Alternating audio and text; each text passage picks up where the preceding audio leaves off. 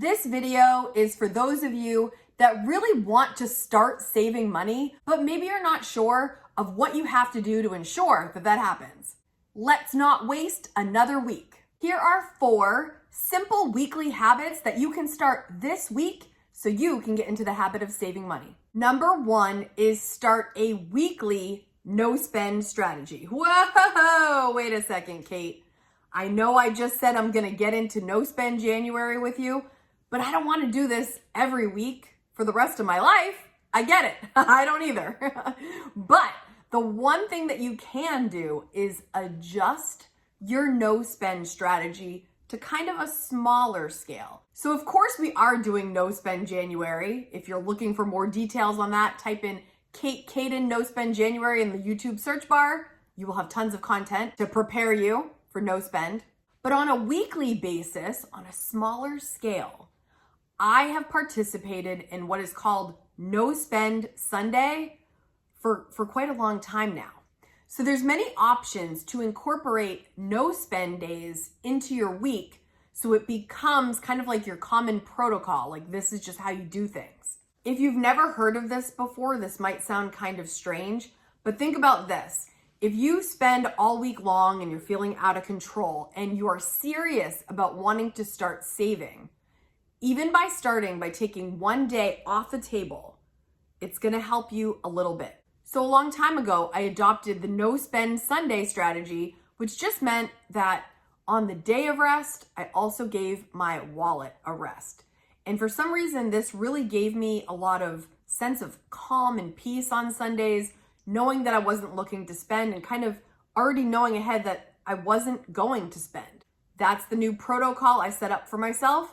And I just knew Sundays, it wasn't happening. Sundays were spent doing other things, not spending money, and it just kind of took the heat off.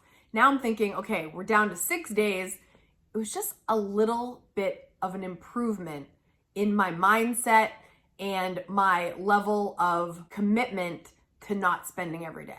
There are many variations of this. And in fact, I had one of the KSQUAD share with me, that means one of my subscribers of the channel, tell me that she actually has a spend day, only one day a week. So while I was trying to avoid spending on one day, she actually chooses one day where she does spend. She had a spend day. That's another option. Some of you might be like, oh no, that's too much. You could also do no spend during the weekdays. So on the weekdays, you would spend your time packing your lunches, making sure you eat your breakfast at home, making dinner at home, and not doing extra errands and all those things during the week. Again, takes the heat off, takes the pressure off. And then on the weekends, that's when you have a little bit more flexibility to spend. And it also increases your mindfulness of the way you spend. As you can see, there are many variations that you can choose to incorporate a no spend into your week. I would highly recommend just start with one day, see how it feels. Number 2, do a daily money review. Now this is something you're doing every week, but in fact, this one you're doing every single day. If you're serious about saving money, you've got to keep your eye on the prize. And what better way than to keep your eyes on your accounts? The daily review for me, especially when I first started, included me looking at the budget. It included me taking receipts that I had and inputting those when I started tracking everything that I was spending. It also gave me a chance to look through and see, is there anything coming that I need to make sure I budgeted for? It keeps me very present in my current financial moment, and I don't let things slide when I'm doing a daily money review. How long should your daily money review take? 5 to 10 minutes. My favorite way to do this is to pair this up with coffee, because doing something I love paired with something that feels like a little bit more of a task. Now, by the way, as time has gone on, I actually quite thoroughly enjoy budgeting and doing my daily review. But if you are starting with this, this might feel like something you don't want to do at first.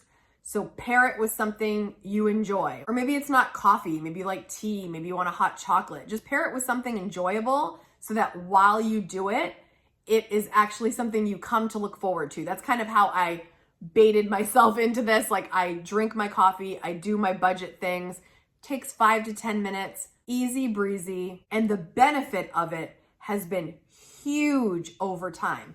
If you don't keep your eye on it, it's very easy to let things slide. But your daily review is gonna change you. Start today, see what you think. Number 3, pay off a little debt weekly. I don't think that we often think about paying off debts weekly. I think it's more of a monthly thing that we probably process better. Like, I gotta do this every month. But there is nothing that feels better when you are weighed down with debt than seeing that number go down. If you choose to chop away at your debt weekly, that progress is going to be seen just a tad quicker. And again, if you're doing your daily review, it's in the front of your mind. If you do a weekly chop at your debt, that number going down, even when it's like $10 less, $20 less, $100 less, those little moments add up. So consider figuring out how you can make an extra debt payment weekly somewhere in your world of debt. I'm hoping you don't have a ton of debt, but if you're watching this, you might have quite a bit of debt. And it can be frustrating, it can be scary, it can be stressful. If you're serious about trying to save money and pay down debt and really get on top of your finances, this little change might be something that kind of catapults you further faster just by this small little gesture. Look into this today or tomorrow when you're doing your daily money review and see, hey, can I make a little extra payment here? Even if it's a little, it goes a long way. The 4th weekly habit that has been a game changer for me is only grocery shopping 1 time per week. This is going to look different depending on what season of life you're in. So let me start with why I'm saying this and why this works for me, and then I'm going to extend my thoughts a little further. So for me, I am a single mother with many jobs, and spending a lot of time on grocery shopping is not going to do me well. Like, I have so many other things that I need and want to do that doesn't involve me walking around the grocery store. It just doesn't, okay? There's got to be times, especially in the single mom life and anyone's life, that you've got to pick and choose where you're going to get the most bang for your buck. We need to eat. It's essential. There's no conversation about it. We need to get groceries. But how I do that can make a big difference. So in the past, my old strategy was going into the store. I wouldn't do grocery delivery. I wouldn't do grocery pickup.